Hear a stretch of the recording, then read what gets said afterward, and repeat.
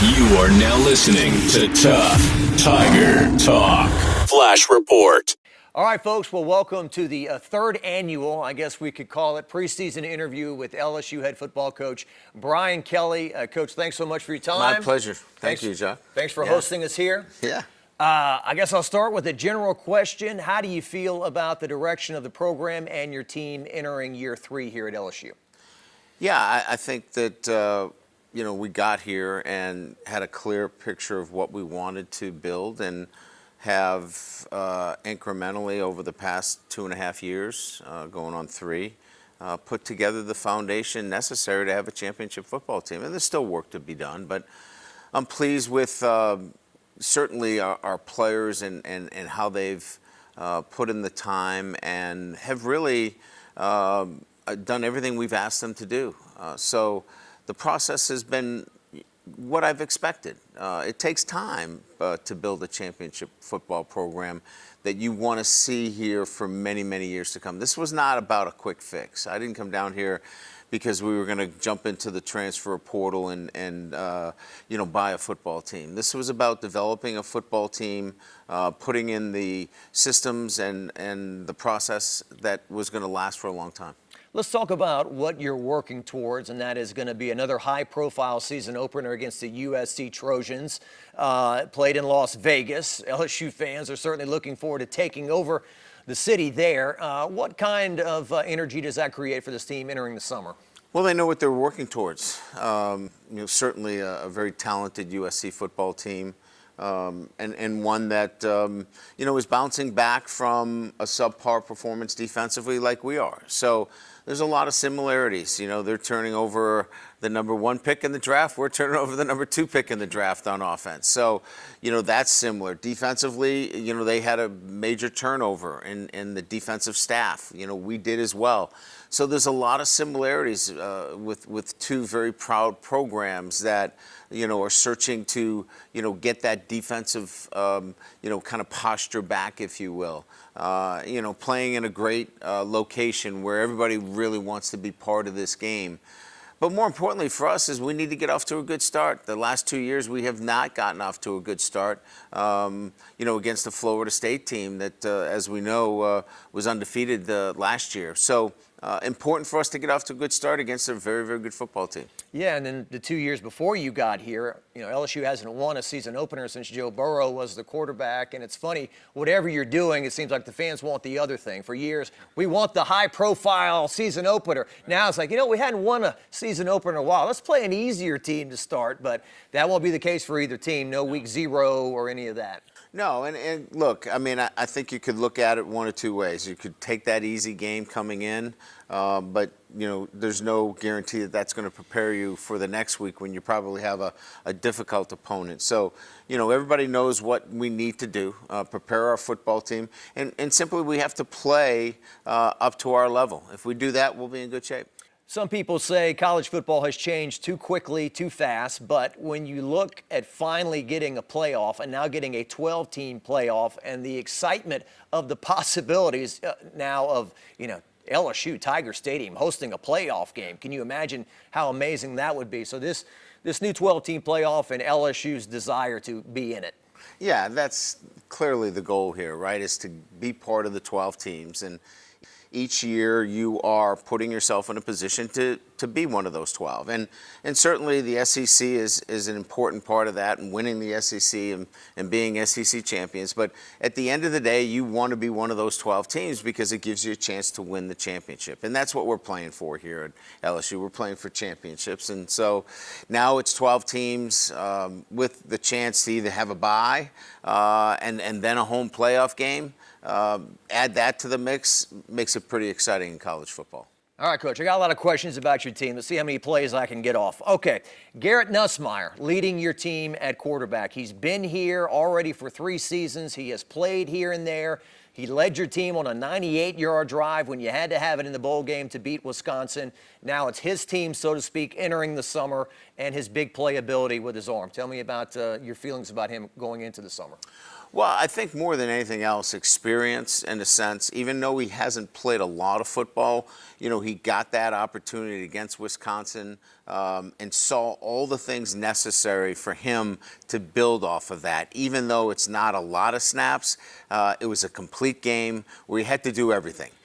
He had to go through maybe, starting off a game and being a little inexperienced and making some mistakes, fighting through that, coming back in the second half, and then, the pressure of leading a late drive to win a game. So I think he's got that under his belt. Now it's about just developing the consistency that you need in this league each and every week and playing at the highest level. And we feel really confident in his ability to do that.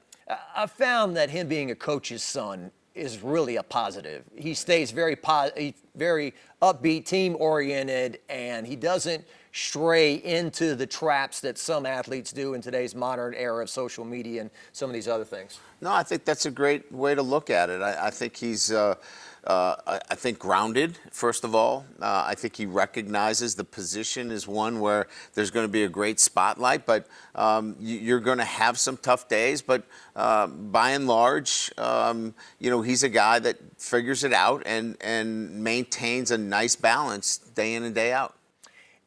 The last 2 years when Jaden was your quarterback, Garrett did have to play at times. So it's not ridiculous to think that at some point this season, the backup's going to have to go into some roaring SEC stadium and make some throws. So you've got A.J. Swan, who has a lot of SEC experience, and then you've got a local kid who's got his local fans with a big upside and talent as well, and Ricky Collins. Did you figure anything out there on the backup role during the spring?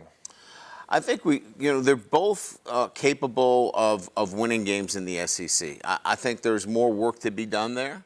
I think that we learned a lot about them, and I think they learned about themselves as well. I think part of this is the awareness of what they need to do to be that guy that when they're called upon, they're ready to move the football team. And so I think the spring wasn't necessarily about who is that number two as much as here's the work that's in front of you, and here's what you have to accomplish in preseason camp to get yourself ready that if you're called upon, you can lead this team to victory. If I had to point to one spot on your team and say that's the strength of the team, I would probably say the offensive line. Brad Davis, and I mean this in a positive light, coaches every day like he's on the hot seat, like he's a day away from getting fired. We know it's not the case. He's built quite a group there, and when you look at it, and you see Will Campbell, Emory Jones, Miles Frazier, Garrett Dellinger, Bo Bordelon's been in the system, and now you have a new center in DJ Chester. Those are some big, strong men to lead your offense. Yeah, it's an experienced group, one that's played together, and I think that I would underline that. I think what separates this group is that there's great continuity. Other than the center position, all these guys have played together. They know each other, and they know the rigors of the SEC and what to expect on a day-to-day basis. This is an outstanding unit, and a unit that we're going to lean on heavily week in and week out, where, we had some individual playmakers on offense last year that could, open up a game. I think they can control the game at the offensive line, and that's what we'll look to see happen this year with this group. And during the spring, you talked about designed runs, too, utilizing them and getting them out and moving them around a little bit more. Yeah, absolutely. I think you have to take advantage of the players. This is much more about players over any particular scheme. Get the ball to Malik Neighbors, get the ball in Jaden Daniels' hands, get the ball to Brian Thomas. Now, let's utilize these athletic offensive linemen that have a great deal of experience. Let's put more onus on them in terms of what we're doing on a day-to-day basis within our offensive structure, and that's why you'll see a lot more emphasis on the offensive line. At the receiver position, it's funny, at some points last year, some LSU fans were like, let's get Kyron Lacey out of the game, let's try somebody else. And by the end of the year, it's like, this guy can be the next Brian Thomas or Malik Neighbors. He can be the next first rounder. He really seems to have rounded into form with his confidence. He's got great athletic ability. He's your leader there at that position, it appears. Yeah, look, it's always been about, with Kyron, never the athletic ability, but the consistency. We'd see a drop here or there. We'd see a lack of focus here or there. If he's locked in and he has laser focus and his attention to detail is up, he's as good as anybody in the country, and he showed that this spring. We expect more of the same in preseason camp. If he continues to do that, he will be an elite receiver amongst the receivers in the SEC, and that's saying a lot. So if you start with a guy like that, we can fill in the other players around him and have another great group of receivers here at LSU. Chris Hilton Jr. from Zachary had a nice bowl game, and then you bring in a couple of free agents, so to speak, C.J. Daniels from Liberty and Xavier Thomas from Mississippi State to round out that wide receiving core. Yeah, I think, when we talk about Hilton, I think, number one, confidence was a thing that I think he's built, and that started to show itself later in the year, and in particular, as you mentioned, Jack, in the bowl game, making some really big plays. We could see that in the spring, the confidence level and staying on the field. He had a tendency to get banged up a little bit. The injuries, we saw a guy that's much more physically ready to take on the rigors of playing every snap. I think he's going to have a really big year for us. He's got great speed. And then I think you'll see C.J. Daniels and Xavier, and I think those guys will definitely fill in. And I think some of the younger players are going to get an opportunity. Aaron Anderson's going to step in and play for us. I think Shelton Sampson's going to play for us. I think you're going to see a lot of guys, a lot of depth at that wide receiver position and actually contribute this year. And then Mason Taylor, it just seems like the other day he was very smart getting out of bounds in your first game against Florida State to set up Jeray Jenkins' touchdown there. Now he's a junior, and just a really safety blanket for Nuss to find him across the middle for 5-10 yards. Yeah. And I think he can be more than that. And I think we have to be able to utilize him more than just that guy that, you check it down to, or, third down and medium, he picks up a first down. And he's capable of doing that. He picked up so many big plays for us. But he's a guy that can push the ball down the field vertically, too. He's an outstanding inline blocker. He does all the jobs for us. He's assignment correct. I think he's one of the better tight ends, if not one of the best in the league. So we've got to feature him within our offense. Yeah, certainly don't want to sell him short. He can catch and run. We've seen that as well. A couple more things about the offense. So last year, Logan Diggs pretty much took over at running back. Yep. He was your leading rusher. He averaged 5.5 yards a carry. The committee kind of went out the window, and he became the chairman, so to speak. Got hurt in the bowl game, hit the transfer portal. So now Caleb Jackson, we've seen his raw ability. Still was kind of learning the game of football, it seemed like. And Josh Williams, the president of the all-time student athlete. I mean, if you're looking for a student athlete, Josh Williams has already got his master's. He does. All that. I don't know if he's working towards his doctorate, but he certainly could. He's just a great all-around football player, smart, does all the jobs, and it's just a great leader in that group with some young players, right? I mean, Caleb is a young player. We're bringing in some young players.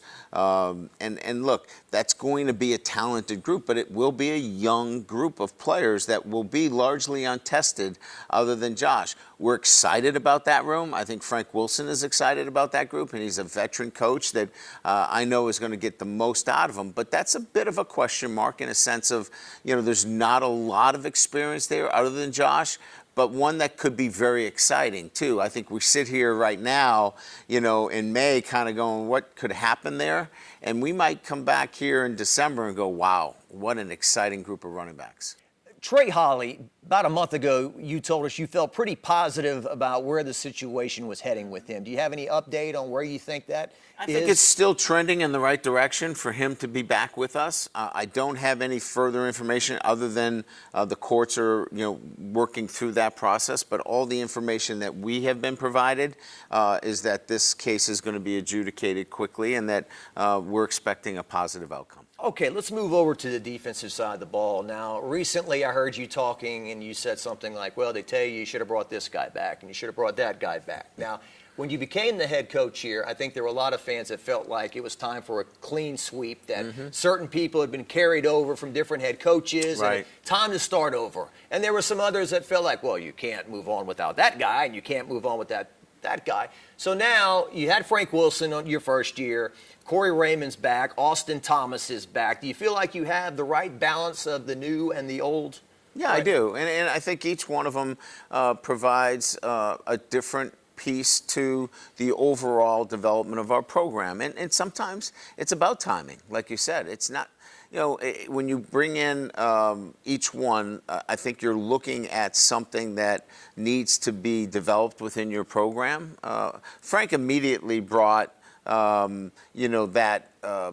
that recruiting piece that I needed, right? I wasn't from this area, and he brought me the knowledge and the understanding of the recruiting in Louisiana, and I think we've seen how well that's gone. Obviously in Austin Thomas, an experienced general manager that allows us now to really set ourselves in a position with NIL and the transfer portal. There's so many of those things going on today, Jock, that you need somebody that can be on that every single day. It's getting to be one that you just need that within your organization. There were many years that I didn't need something like that. And I think when you talk about Corey, his track record in terms of recruiting defensive backs, regardless of what success his teams have had on the field, his development of those individuals has been impeccable. So the timing for me was right to bring him back, and he's done a great job. Blake Baker was here for 1 year. He's back now to coach your defense. You've spoken a lot about him. Bright young coach. Yeah. Seems to be likable, but not to the point where, hey, we're going to get away with stuff with him. He's going to hold him accountable. No, I agree. I think that's a good way to put it. I think he's got the personality. I think he can engage the players. I think they really identify with him.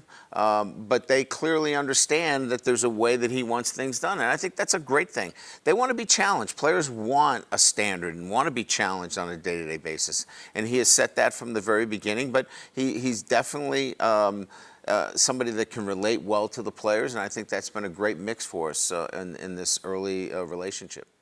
So the D-line, interior D lineman, where are you right now with that? Well, I think I made it pretty clear in a number of the press conferences that I had that we were in the market in recruiting in the transfer portal looking for defensive linemen. It hasn't fared very well, quite frankly, because we're selling something a little bit differently, and that is we want to recruit. We want to engage, build relationships. We want to develop, retain, and have success. We're not in the market of buying players, and unfortunately, right now, that's what some guys are looking for. They want to be bought. And look, I understand NIL is part of this, and we have an incredible collective. We have very, very generous opportunities around the greater Baton Rouge area for NIL opportunities. So they are here, but we're not going to go out and buy players. That's not what this is about. This was never about that.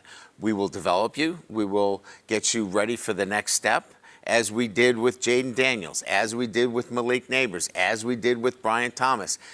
We developed 3 defensive linemen that all got drafted this year, and we'll do that again. But if you're just looking to get paid, you're looking in the wrong place. If you like all the things that we do here in developing our players, bringing you into a championship program, playing in front of the best fan base in America, playing for championships, and having an opportunity for NIL, you should be a Tiger. But if you just want to get paid, this is not the place for you. Somebody said when you buy a player, they own you. Well, they also have to understand that they're walking into a locker room with a cloud over them as well. And so, when you're making those decisions, I have to factor in everybody who's sitting in these seats here. And everybody, including, my offensive linemen who are the bell cows, who have been playing for me over the last 3 years as freshmen and sophomores and juniors. What about them? Everybody has to be part of this solution. And so we're just not going to get into it if it's strictly about.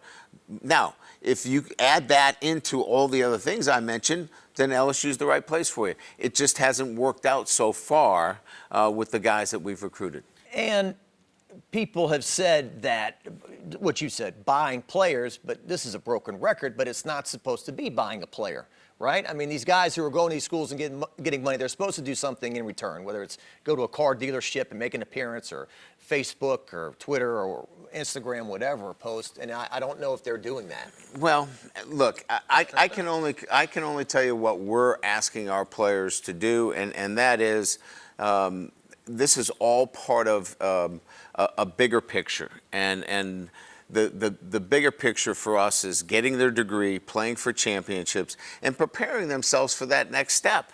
And if they can be helped out with NIL money, absolutely. We're going to be able to provide those opportunities for you. But if you're looking to retire playing college football, this is the wrong place. A few more things with you. Appreciate it. You got Gio Pez from Wisconsin. Yes. From what I'm hearing, he's going to be perhaps a first-day starter. I'm not sure, but certainly he's got experience and can play. He came, and we felt that he had the ruggedness, the toughness, and the experience of playing in the Big Ten. And we got a chance. Listen, he was on a job interview when he played against us. We watched every snap that he played against us. And we felt like he handled himself very well. And he was rugged. He was physical. So he's going to get a chance to play a lot of football for us. And as you know, we love Jacoby and Gilry and what he's been doing for us. Sean Washington's coming along. He's developing.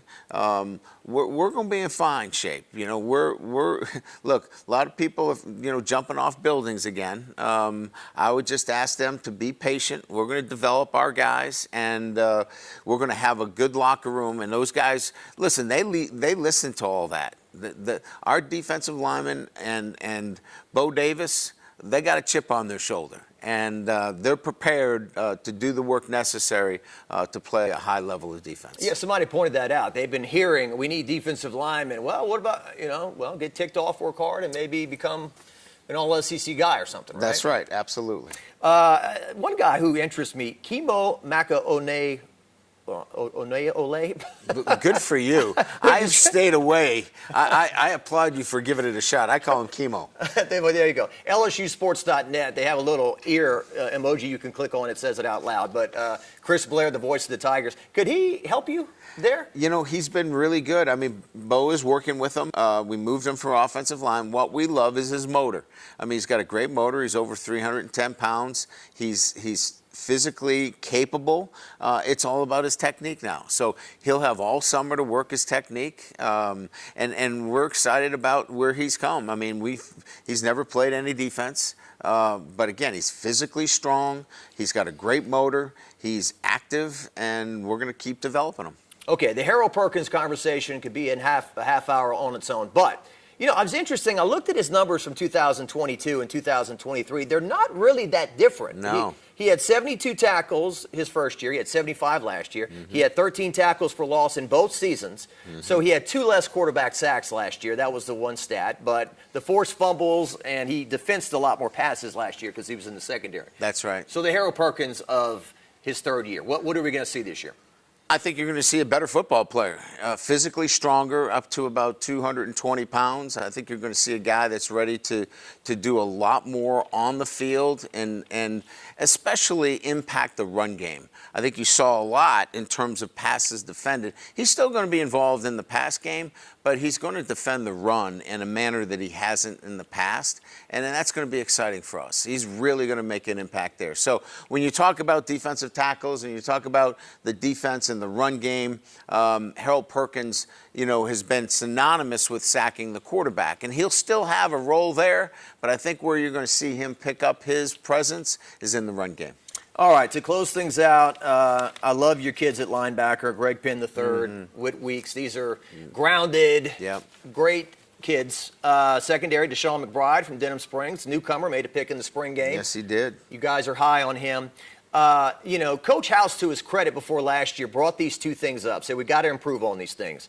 Opposing third down conversions. And last year you gave up 45%. That's right. And we got to force more turnovers, and I think you only forced 14 in 13 games. So those two areas right there obviously are areas you need to make the biggest improvements in. No doubt. And I think that, part of my really looking at Blake and what he did at Missouri, centered on a couple of those things. They were great in third down in their third down package, and they got a lot of turnovers. I think his creativity, I think his ability to put guys in really good positions to make that happen was one of the attractive things from a schematic standpoint. Again, Blake's ability to communicate, teach, build relationships, get guys to do things, and motivating was the most important thing. But those schematic things really stood out to me, and I think he's going to be able to do that for us. Appreciate your time. We're looking forward to, we'll call it the Cody Worsham Bowl, since he's now at USC, no right? doubt, yeah. Well, he's going to have to sing the fight song, the LSU fight song after, so he's going to have to remember that. Okay, that's the deal made, maybe. You win, he sings the LSU fight song. No doubt. All right. Thank you, Coach Kelly. Pleasure. Good to be with you. Subscribe to the Tough Tiger Talk channel and stay up to date for all things LSU football.